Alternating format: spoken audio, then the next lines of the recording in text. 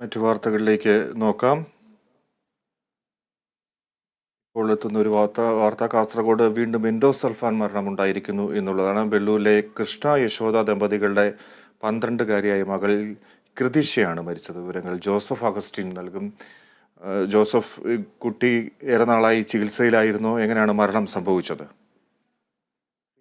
Endosulfan ദുരിതബാധിത പട്ടികയിൽ ഉൾപ്പെട്ട കുട്ടിയാണ് ഇപ്പോൾ മരണമടഞ്ഞിരിക്കുന്നത്. 13 വയസ്സുള്ള കാസർഗോഡ് ബെള്ളൂർ പൈവാളിക സ്വദേശി കൃഷ്ണൻ സുമ ദമ്പതികളുടെ മകൾ കൃതിഷയാണ് ഇപ്പോൾ മരണത്തിന് കീഴടങ്ങിയത്. ഏറെ കാലമായി എൻഡോസൾഫാൻ ദുരിതബാധിതമായി ബന്ധപ്പെട്ട് ചികിത്സയിലായിരുന്നു. ഈ കുട്ടിക്ക് ജന്മന അംഗവൈകല്യവും ബുദ്ധിമാന്ദ്യവും ഉണ്ടായിരുന്നു.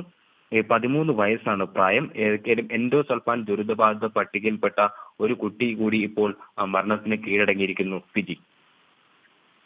ശരി ജോസഫ്, കാസർഗോഡ് വീണ്ടും എൻഡോസൾഫാൻ മരണമുണ്ടായിരിക്കുന്നു. ബെള്ളൂരിലെ കൃഷ്ണ യശോദ ദമ്പതികളുടെ മകൾ കൃതിഷയാണ് മരണത്തിന് കീഴടങ്ങി.